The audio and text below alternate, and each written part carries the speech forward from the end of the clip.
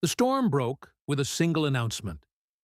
Amazon, the colossus that once held nearly 40% of America's e-commerce market, was preparing to pull back from the United States. The reason? Not cutthroat competition, not suffocating regulations. No, this retreat was triggered by President Donald Trump's brutal tariff onslaught. Early reports revealed that Amazon would begin tagging every product with a small, damning number, the exact cost added by Trump's tariffs. A scarlet letter of price inflation displayed right next to the checkout button. The president raged. His press secretary, Caroline Leavitt, confirmed he personally confronted Jeff Bezos in a heated phone call that morning. White House aides called Amazon's move a hostile and political act, accusing the company of conspiring with Chinese propaganda.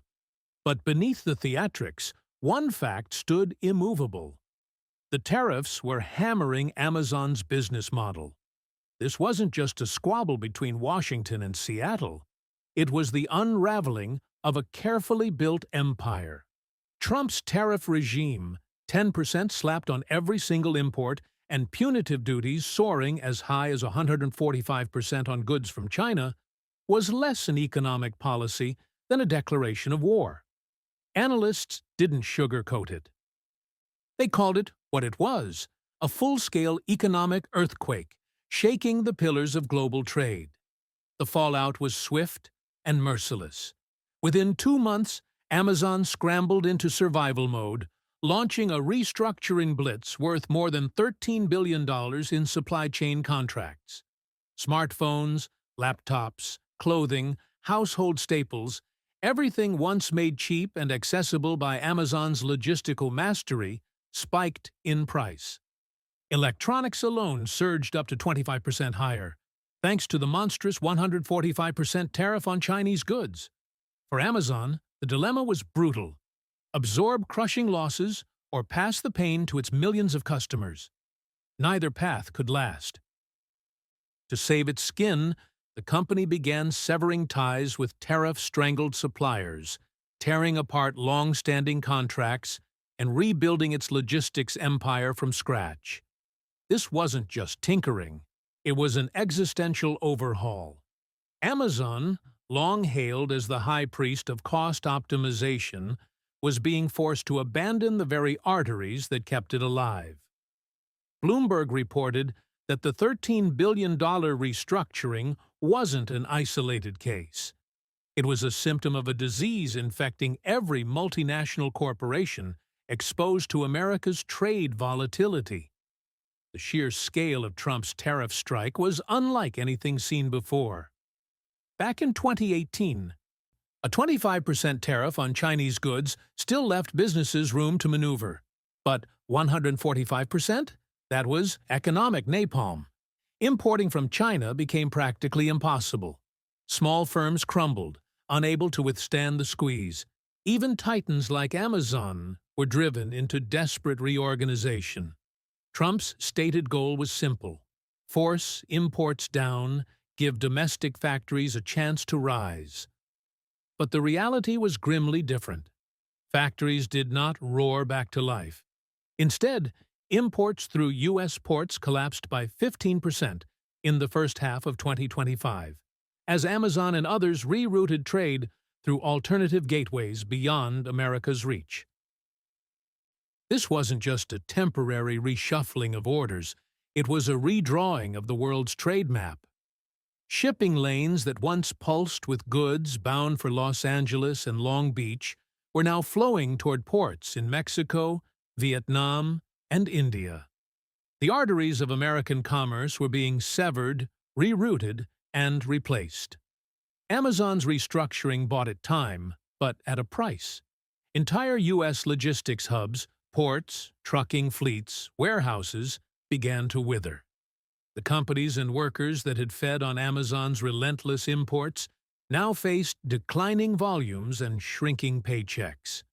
Yet, the administration dug in.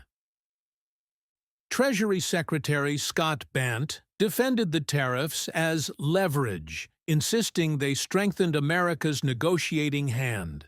Economists disagreed. The Peterson Institute forecast that U.S. businesses would swallow an extra $50 billion a year in costs, while job creation in manufacturing remained virtually non-existent. What did emerge was a new, harsher truth.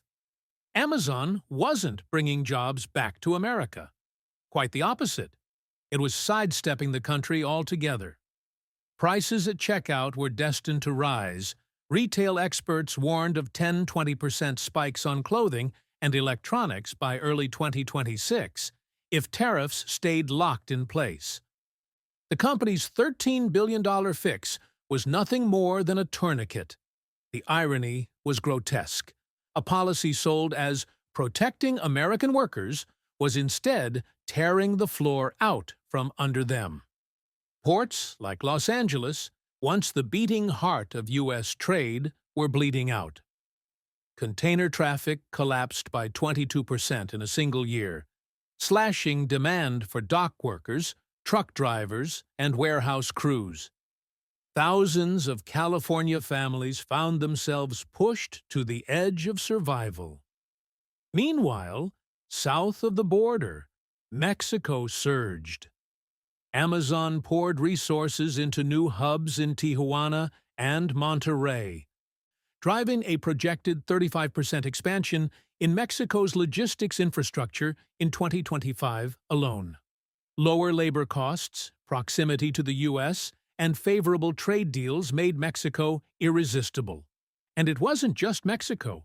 Vietnam and India, armed with cheap workforces and attractive incentives, were seizing their place in Amazon's new world. The World Bank projected Vietnam's exports to leap 18% in 2024, while India's logistics sector swelled 12% annually. Factories, jobs, and investments weren't returning home. They were streaming outward, fueling the rise of new economic powerhouses. The transformation was no temporary shuffle. It was a tectonic shift in the global economy, and Amazon was at the epicenter. Mexico, Vietnam, and India were not just filling gaps. They were seizing the opportunity to rewrite the trade map. Mexico's border states crackled with new distribution centers, while Vietnam's industrial cities lured skilled workers by the tens of thousands. In India, booming tech hubs and apparel factories rose like wildfire, powered by Amazon's cash and the hunger of a young workforce. For these nations, Trump's tariffs were a gift. For America's ports, they were a death sentence. The Port of Los Angeles calculated that every 10% decline in container volume erased about 5,000 jobs. With traffic already down 22%, the human toll was staggering. Tens of thousands of livelihoods snuffed out in a single year. Meanwhile, the U.S. Treasury collected headlines, not victories. The Financial Times warned that if the retreat continued, America could bleed away 10% of its global trade influence by 2027. Mexico, Vietnam, and India were not waiting politely. They were locking in new trade deals with the European Union and ASEAN, cementing alliances that left Washington increasingly irrelevant. What was billed as a patriotic crusade to protect American workers was, in reality, accelerating America's decline as a trade superpower. Instead of new factories in Ohio or Pennsylvania, there were gleaming logistics parks in Monterrey and Haiphong. Instead of secure jobs on the docks of Long Beach, there were layoffs, tax shortfalls, and shuttered warehouses. Long Beach reported a 15% decline in port-related economic activity, gutting the revenue base for schools and public services, and the capital flight showed no sign of stopping. Vietnam's export hubs added an eye-popping 2% to national GDP in 2025, fueled by Amazon's investment. India's logistics sector was racing ahead, clocking 12% annual growth as e-commerce demand exploded. By mid-2026, analysts predicted Mexico could overtake several U.S. ports as Amazon's primary North American gateway. If that came to pass, another 15% of U.S. port jobs would vanish. The docks that had once defined America's might as a consumer nation were rusting relics in the making. Guadalajara and Hanoi were rising as the new gateways of global commerce. But the crisis wasn't confined to shipping. The rot spread across the American retail sector like wildfire.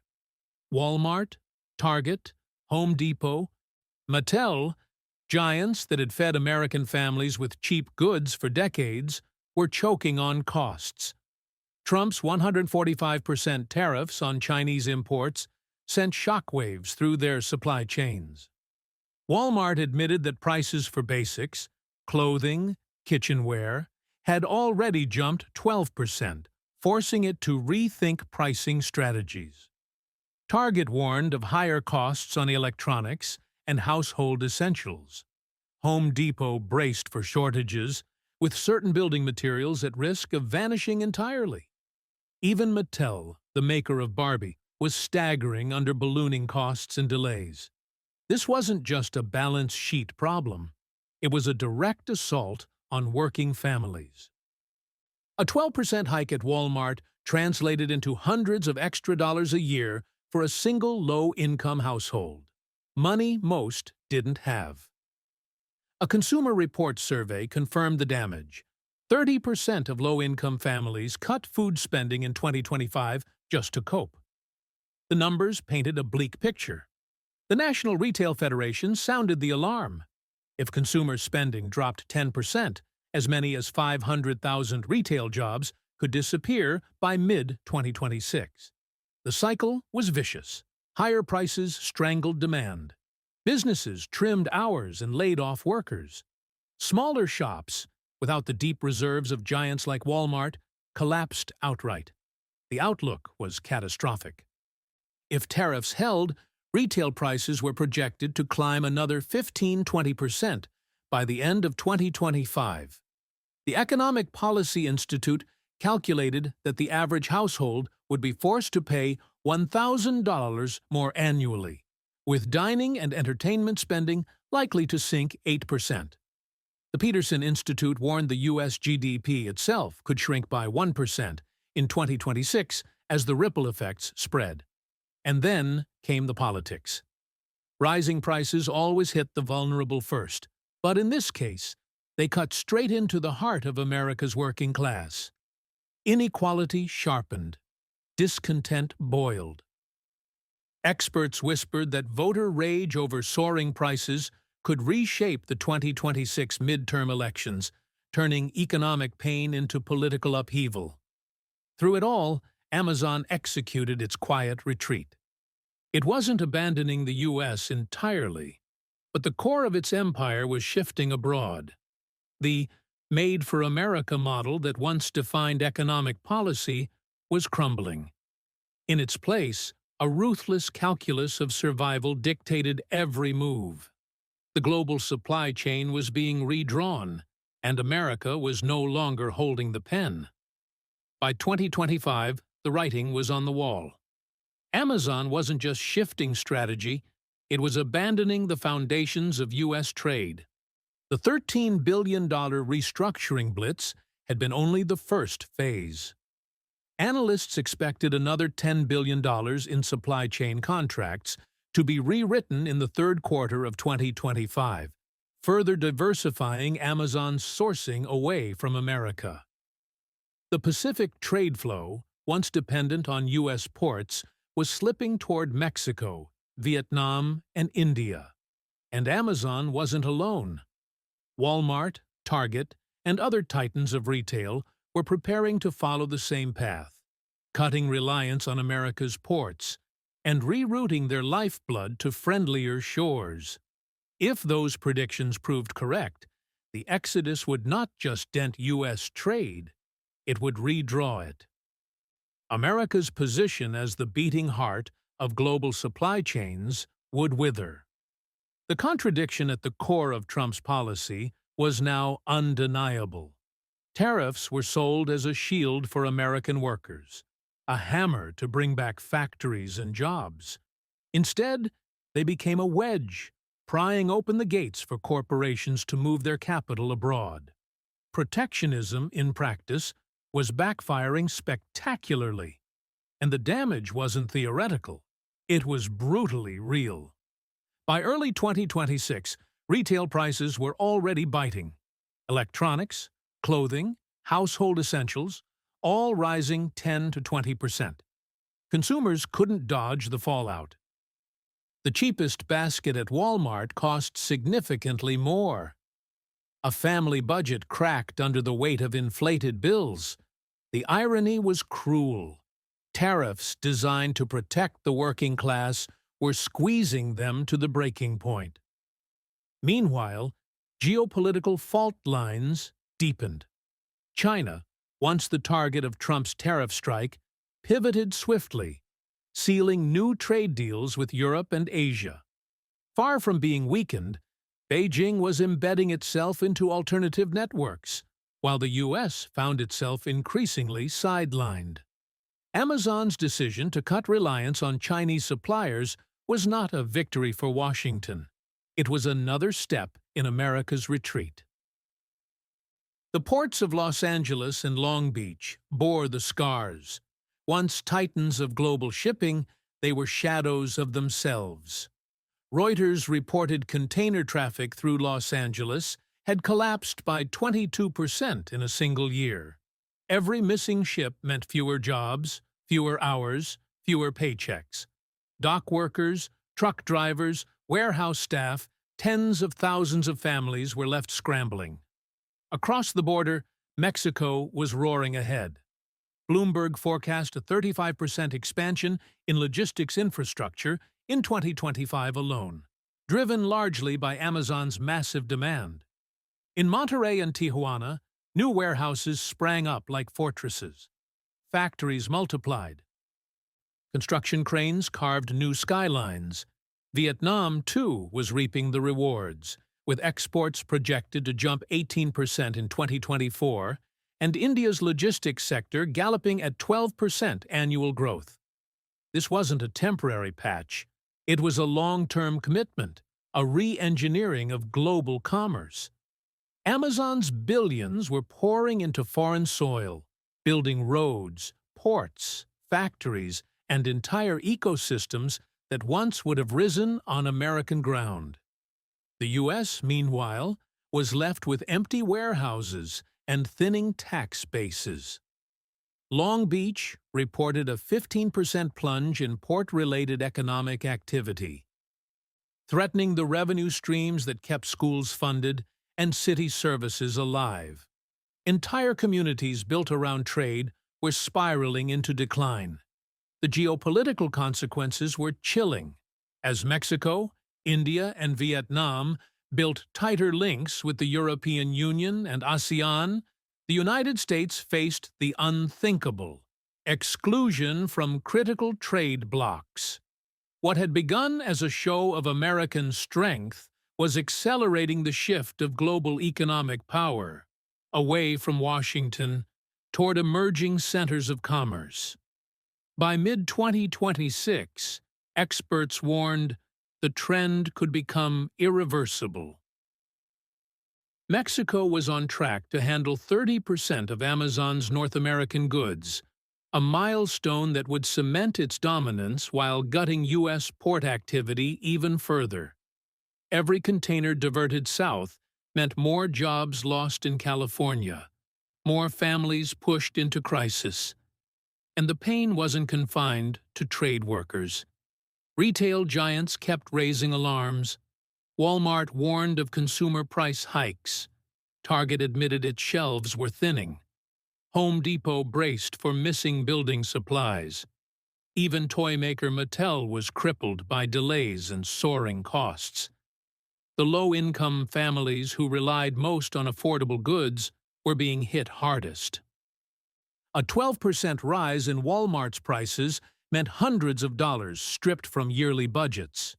A Consumer Reports survey confirmed the fallout. 30% of poor households had cut food spending in 2025 just to survive. The spiral was vicious. Prices climbed, spending fell, retailers cut jobs. The National Retail Federation predicted up to 500,000 jobs lost by mid-2026 if spending dropped another 10%. The Economic Policy Institute warned that households could be paying $1,000 more per year, pushing U.S. GDP down by 1% in 2026. This was no longer just economics. It was political dynamite. Rising prices and disappearing jobs ignited fury across working-class America. Economists and political strategists alike whispered the same warning. The 2026 midterm elections could become a referendum on tariffs as voter rage boiled into action. Amazon had not completely abandoned the U.S., but its empire was no longer anchored there. The quiet migration of warehouses, factories, and contracts told the truth. America was being left behind. The grand gamble of tariffs to force jobs back home had backfired. Instead of making America stronger, it had exposed its fragility. Instead of building, it was dismantling. And in the ruins, other nations were rising: Mexico, India, Vietnam, powered by Amazon's billions, fueled by Washington's blunders. This was more than a trade dispute. It was a turning point in the world order.